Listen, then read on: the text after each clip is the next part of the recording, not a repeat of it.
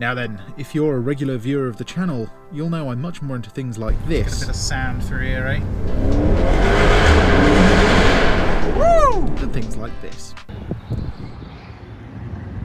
However, I am open-minded, or I like to think I am. So, how does the Muskmobile stack up against its dinosaur-juiced rivals then? My name's Tom, and you're watching Paragon Cars. Let's go.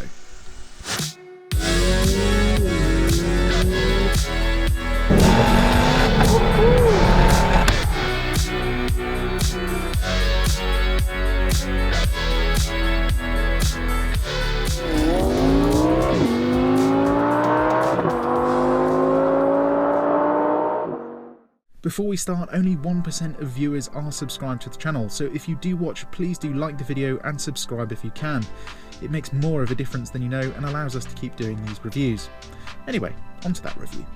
This is a Tesla Model Y Performance. It has a 0 to 60 of under 4 seconds, a claimed range of 319 miles, and the all-important farting horn. It also has a price tag of, wait for it, £60,000. Yeah, ouch. That puts it up against cars like the Audi RS Q3 and not far off a BMW X3 M competition, a 510 horsepower full-fat M car that makes actual sound and has proper brakes. Yeah, more on the brakes later. First, let's see how this Tesla goes and do the 30 to 70 sprint.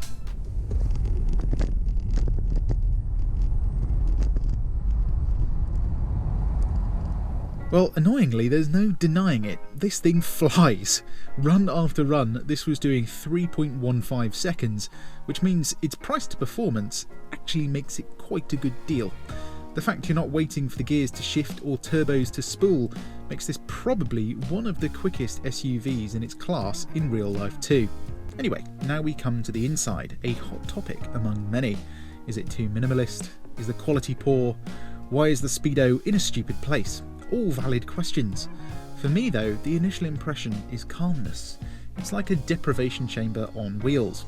That does come with one major caveat though, and that's that there's a bit of a learning curve when it comes to operating this thing. I had to watch about 40 minutes of tutorials to just get up to speed on how everything works, from the autopilot to just opening and starting the car. It's already clear to me that this is a software company that's built a car and not a car company that's just implemented the latest tech. For instance, changing the drive mode requires you to go through multiple menus on the centre screen. In M cars, RS cars and even AMGs, you just click or switch a button. Also, no grippy bits in the cup holders. It's the little things that make a difference. One area the Tesla does beat its rivals though is passenger space. The rear is, well, frankly vast, comfortable and well lit thanks to the full-length glass roof. You get the latest USB-C chargers and an armrest with integrated cup holders. Actually getting to the armrest is a bit of a challenge though. Why on earth did they not include a tab to pull it out with? Anyway, another area the Tesla excels in is boot space. Not only do you have a very sizable boot, big enough for pretty much anything you'd need to carry, you also get a fruit or a front boot that can store a weekly shop or all the charging adapters. The only annoying thing about the fruit is that there's no button to open it from the outside, so you either have to use your phone or you have to open it from the inside. Bit of a pain. By the way, there's also a very large bit of underfloor storage as well. I just forgot to film it. Okay, enough chit chat. Let's see what this 2-ton torque monster can do. Okay, we don't have much time with this Tesla Model Y Performance, so let's try and get the most out of it that we can. Firstly, starting around town as usual, how does it deal with speed bumps? Well, the closest thing I can compare it to actually is a BMW, which is pretty high praise. It's got that slightly sporty but also very controlled feel to it. Steering is more like an Audi though, it's very assisted, not super duper positive, but it's not bad. Throttle pedal feels like a normal car, but being an electric car, you have regen braking and you can adjust how severe it is. So if I come off the throttle now, it will slow the car down pretty much to a stop. It won't come to a complete stop though. It goes to like 1 mile an hour forwards. So it's like having a sort of gearbox in a way. You know, like if you creep in a normal car, it'll sit at like 4 miles an hour. This just sits at like 1 mile an hour. But it means you can pretty much drive this car with one pedal. And already, that makes it pretty relaxing. Now, I haven't put my foot down yet in this thing, so it's going to be interesting to see the difference between electric torque and petrol torque. Because usually with a petrol car, no matter how responsive it is, you have this like slight delay either by the gearbox or, you know, turbochargers spooling up. So it kind of comes in more progressively. Apparently, this will snap your neck. And this is my first time driving a proper performance Tesla. I've driven older Teslas before, but never one as fast as this. So far though, driving around town, it's nice and quiet. There's no diesel engine rattling in the background. The road noise seems fairly low at the minute. Deals with potholes fairly well, even though we're riding on the larger rims. And yeah, it's just nice. I am noticing that I'm having to adjust myself to the one pedal drive kind of thing, because I keep coming off the throttle too early and I end up slowing down like to 10 miles an hour before I even start to turn around a corner. So I have to imagine it's like a brake. Okay, there we go. I'm getting there. What's this thing like to park then? Now the good thing about a Tesla is that it has loads of cameras to help you out. So if I use the very Mercedes-like gear selector, I can see I've got side cameras and a reverse camera, and it's quite trippy actually, because the side cameras, God, this is very confusing actually. It's almost hard to talk. Okay, I see. So your reverse camera is the one you really want to be looking at because it's got lines telling you where you're gonna go.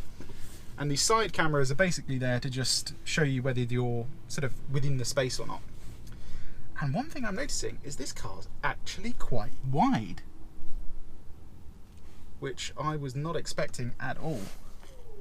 So once you're in the space, getting out is quite hard. This is like the smaller Tesla as well, so yeah, if you're driving around town, you're going to have to find some bigger spaces for this thing. I'm going to have to change the way this GoPro is mounted, I think. Keeps wanting to turn on me. Right. Shift into D. There we go. Okay. I'm still getting used to this car. It's got a very short steering rack though, so from lock to lock is about the same as a VW Golf R, which kind of makes sense actually. It's a performance car. Right, let's give it half throttle out of this junction. Obviously the response is instant, and wow. Okay, that was half throttle and that was fast. I mean, that was comparable to something like a C63, so it's going to be interesting to see what full throttle's like. Okay, I've sorted the GoPro. One thing I did want to show you was how to charge this thing. Unfortunately, I completely forgot to pack the charger. So yeah, we're not going to do that. We are at a charging station though, and there's one thing I do want to mention, and the thing is, in the UK at the minute, obviously most people still drive petrol or diesel cars, and if they see a parking space, they will just park in it. And the problem is, if you're in an electric car, you can only park and charge in designated bays, and you get a lot of people in just regular cars parking in these charging bays. So that's one thing they're really going to have to like clamp down on. Like they're going to have to start fining people for just using these parking bays for petrol or diesel cars. And whilst it's kind of annoying that you'll get fined for it, I mean, it's also very annoying pulling up to a charging station that says it's free on PodPoint, and then you get there and there's actually someone parked there. So yeah, that's just one thing to keep in mind if you're buying an electric car. Okay, so I've reset the trip computer to see how many kilowatts per hour we are using, and I'll kind of convert that into how much petrol that would be, I suppose, like miles per gallon or whatever it is, to see if I can convert it. Anyway, let's see how this thing handles round and roundabout. So let's go into pedals and steering. The acceleration is in sport, steering is in sport. We are not going to go into track mode because that does adjust the stability control, and I'm still getting used to the car. But we can see what it's like putting my foot down for the first time. Okay, are we ready? 3, 2, 1, go. Oh my okay.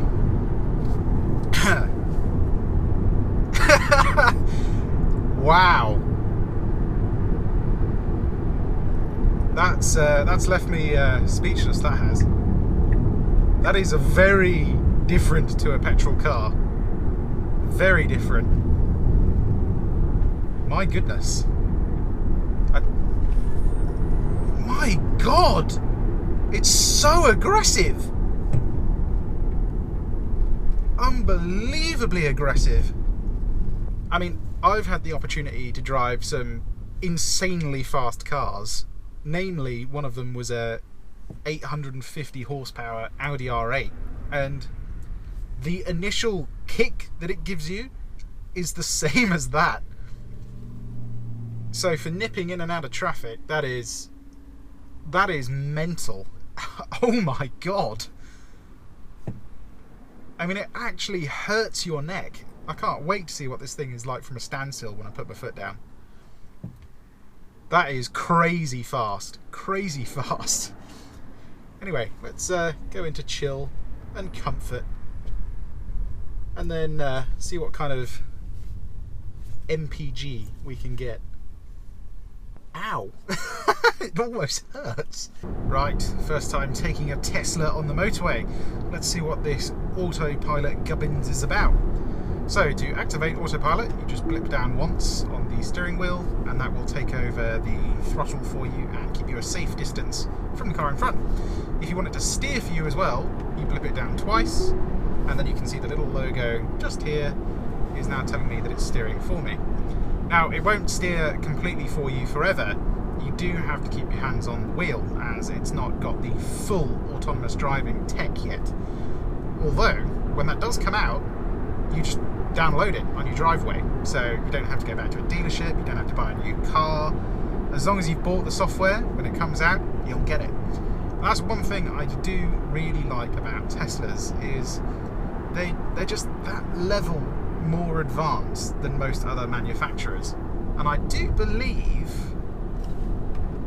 this one has the beta lane change assist. So if I put the indicator on now, it should change lanes for me. Now that is cool. Also, if you want to change your speed, you just use the scroll wheel on the steering wheel. And as you can see, it's going up, so I can set it to like 76 or 75. As you know, when you're on the motorway, you want to do, you know, like 10% over the speed limit. Nothing too fancy though. But being able to change lanes without having to put any effort in at all is mighty impressive indeed. Then, if you want to disable autopilot, you just press up on the stick. Then of course, if you want to change lanes, you've got a whole heap of torque behind you. Put your foot down and you're just gone. This thing is pretty much quicker than any petrol car you're going to see when it comes to just those 20-mile-an-hour bursts, because you're just never waiting for a gearbox to downshift. Like, even in sports mode in a car, when you put your foot down, you've still got a tiny bit of delay, even if you're in the right gear from like a turbo to spool, or there's just like something that's just not quite as fast as an electric car. It is unbelievable how responsive these things are. Right, let's chuck autopilot back on and we can talk about comfort first. So, seats themselves are okay. They're not super duper good. They don't hold you in a huge amount, but they hold you in just enough. I'd want to be sitting slightly lower in terms of seating position. I get that it's kind of going for that SUV kind of style, but I like to sit like I'm in a car rather than on it. Thankfully, I can still reach the armrests fine though, but the seats themselves definitely need some work. I can feel already over a long journey they're not quite as comfortable as something like an Audi Q3, or RS Q3 is kind of the competitor to this. or something like a BMW X3. It's just not quite as supportive. And they almost feel slightly too small, like I don't have any under thigh support. You know, it'd be nice to have a little bit that just pops out here, just to give me a bit of support for my legs. Right, let's do another lane change automatically. You have to fully blip it. Okay, here we go. That is insane. I can't believe it can do that. I know German cars are starting to introduce that as well, but experiencing it for the first time is mighty impressive. Now, one thing I just noticed then is you see this line in the road where they've done some roadworks. The Tesla thought that was a lane marker and it wasn't, so I had to take over control then, which is a shame. So the autonomous driving is very good, but it's not perfect. Let's re-enable the steering feature, and we're back in business. Now then, visibility, that's also very good. You've got a nice big front windscreen, you've got a huge panoramic roof, you've got visibility out the side that's really good.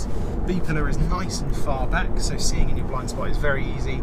And I don't know if you noticed, but when you put your indicator on, whichever direction you're going in will actually show you the side view camera, so you can see in your blind spot from the dash, which is very good indeed. Then, quality. This is a big thing for Teslas, as I've read a lot of people complaining about creaks and rattles, door cards coming off, and visually I cannot see any issues in this interior.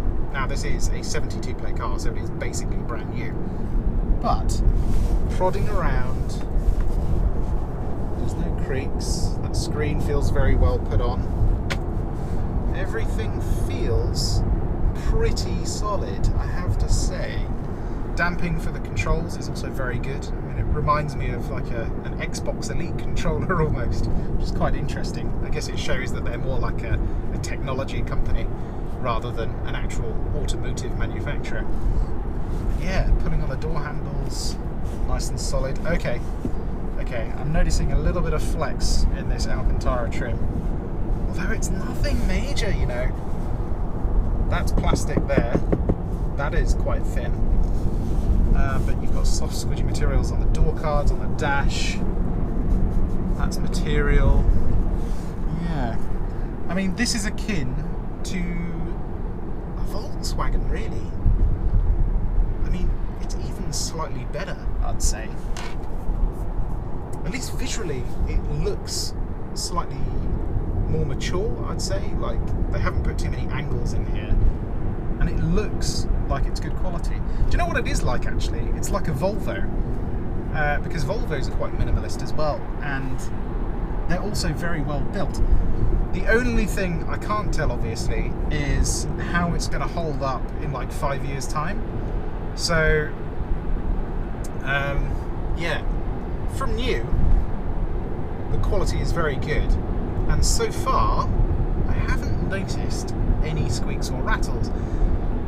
So maybe their quality is starting to get better, and it does need to, as I have seen some stuff where people can literally just like pull the door card off, which is something you don't want, you know, like the window trim here. But I definitely can't move that, so yeah, overall, not bad. Another thing I want to mention is the sound system. Not a lot of journalists talk about this for some reason, and for me at least, listening to tunes on a long journey, or even going to and coming from work, is a pretty important thing for me in a car. You know, I want a pretty decent sound system. I have to say, actually, it's really decent. I was expecting it to be a kind of a knockoff kind of thing, but actually, I'm really impressed. You know, it's got integrated Spotify, so you just log in like you would on your phone and play Spotify straight from the screen, and you can adjust the bass, treble, mids, all that kind of stuff. But yeah, the sound system is, I mean, it's on par with the B&O system in something like an Audi A4. So yeah, I'm very happy with the sound system in this thing. Right, a couple more miles on the motorway. Let's see how efficient a Tesla Model Y performance is. Now, before we come off the motorway, I do just want to talk about one other thing, as I have noticed another issue with this Tesla. So, they have put all the controls in the screen. That's cool. Temperature controls are actually fairly easy to use because you can just slide your finger like that. But they do have voice controls as well. And whilst they're very accurate at speech recognition, I do believe, or they seem to, use the internet for that feature. So if I press this button, set temperature to 28 degrees. See? Connection error, try again. So someone who has a Tesla might be able to let me know what that is. But from what I can tell, it's using some sort of internet connection for that voice recognition feature, which is not a very good thing, because it means if you want to open the glove box with your voice, you can't. And it shouldn't really need the internet for a feature like that, should it? Anyway, that concludes our motorway section. We started with, I believe, just over 272 miles, and we're now sitting at 249.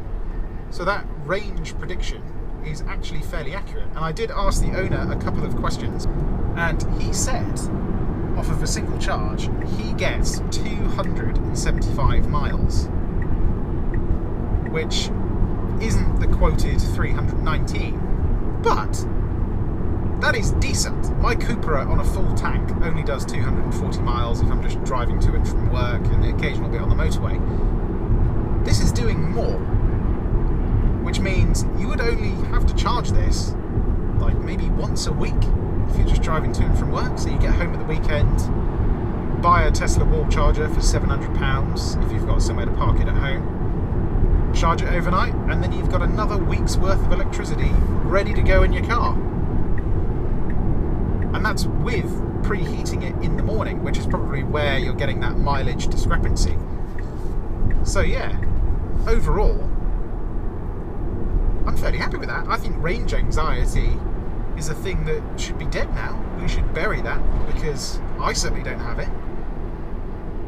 You know, you'd get the same amount of range anxiety in a petrol or a diesel car if it said 5 miles of 5 miles of range remaining. So yeah, that is very impressive indeed. Right, I think it's time to get serious and see how this thing handles compared to a petrol or a diesel car.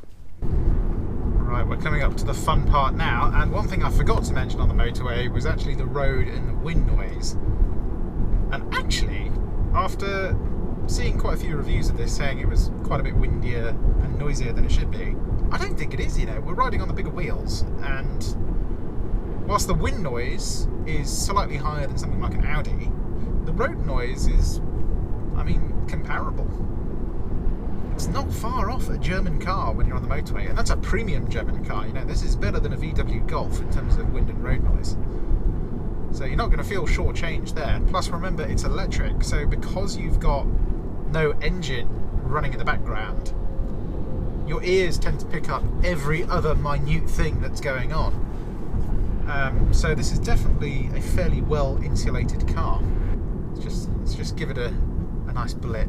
It's so quick. Oh!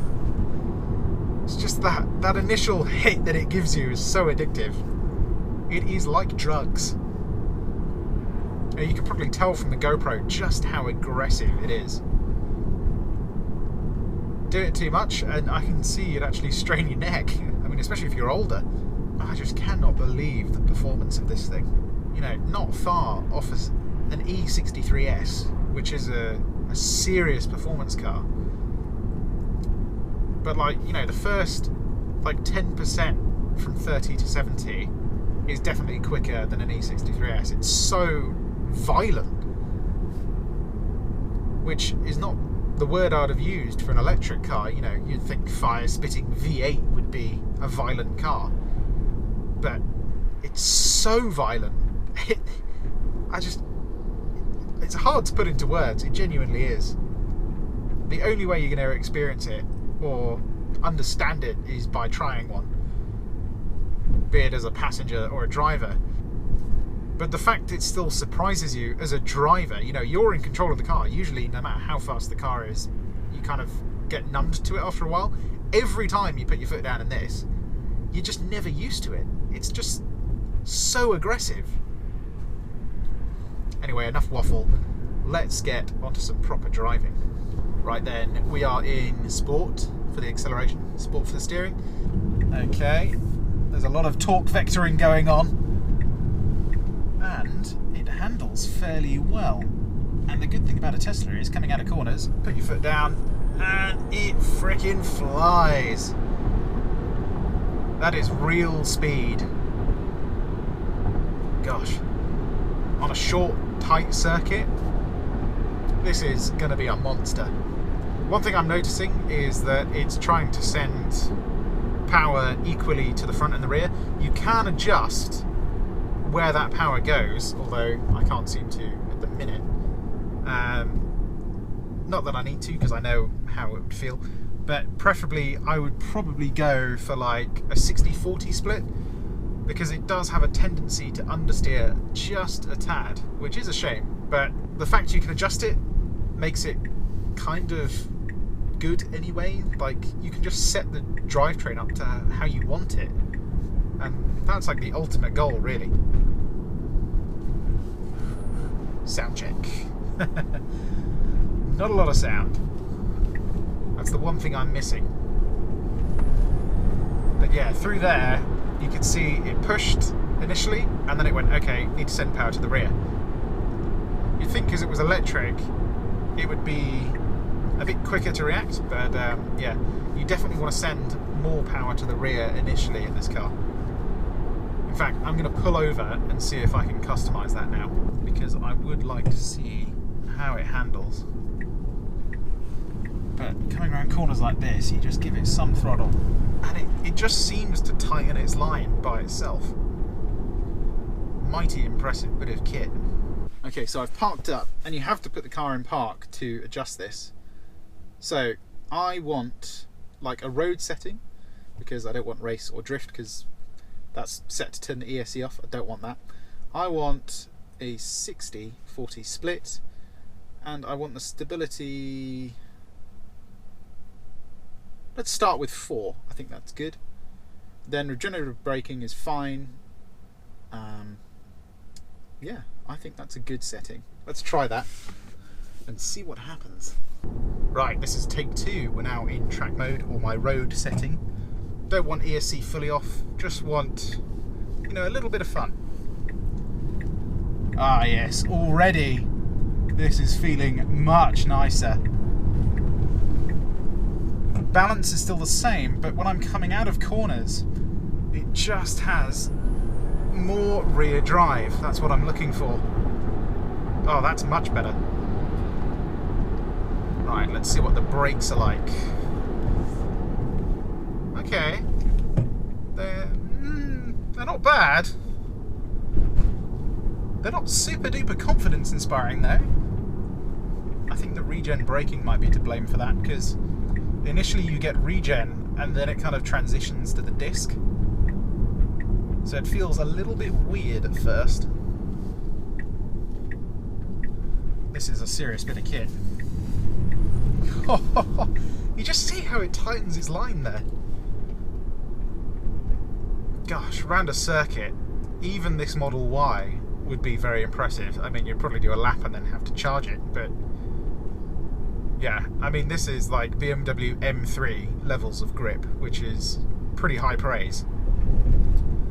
Let's take it to a slightly tighter road and see what we can do with it there. Okay, tighter British road. What does the Tesla have to say about that? Well, as I mentioned before, it's wider than you think, but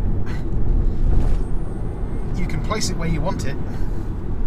God, I'm having to hold my breath when I'm putting my foot down. It's so aggressive. And because you've got basically one pedal drive, it means you don't really have to brake when you're coming into corners. Oh God, it's aggressive. Whoa. Is it confidence inspiring though? Well, it's a very quick car, so you do have to get used to it. But it's actually quite predictable. Right, let's do a little sort of launch. Oh, it's just... Wow, my goodness.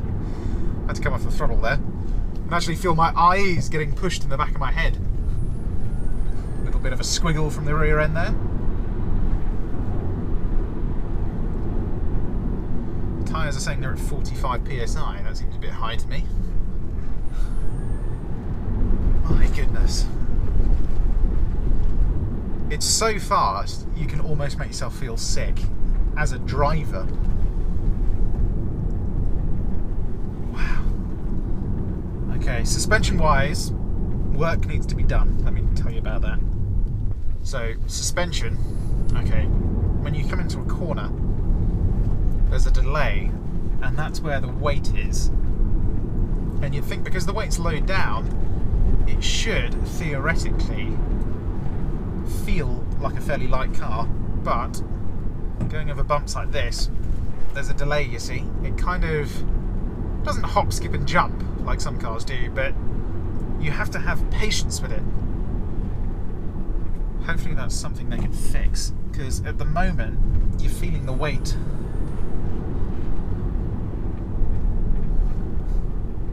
Although trying to defeat the laws of physics is quite difficult, so you know, they've done a fairly good job with what they've got, I think, but there's definitely room for improvement. Like, if you're driving a BMW X3M down there, it just controls its mass a little bit better. But for an electric car, not bad. Right, I think it's time for a conclusion. Fundamentally then, I'm impressed. It's shaken up the industry nicely and brought some interesting design choices and tech to the market. Literally the only major flaws I see with this car is one, the brakes. It absolutely needs better brakes. They'd be fine on a regular car, but on a 2-ton performance vehicle you need serious stopping power, and 355mm discs just ain't cutting it. They need to be at least 380mm with some proper 6-pot calipers. And 2, it is essential that they start including a heads-up display. As I said, you've got this vast windscreen, yet it's not being used for anything. Once they've done that, it'll be a serious contender, even for a petrol head like myself. But for now, I think I'll stick with the dinosaur juice-driven alternatives. As always, I hope you enjoyed this review. If you did, give it a like and why not subscribe, as not only can you watch more videos like this, you can see everything we have for sale. My name's Tom, and you've been watching Paragon Cars. I'll see you on the next one. Goodbye.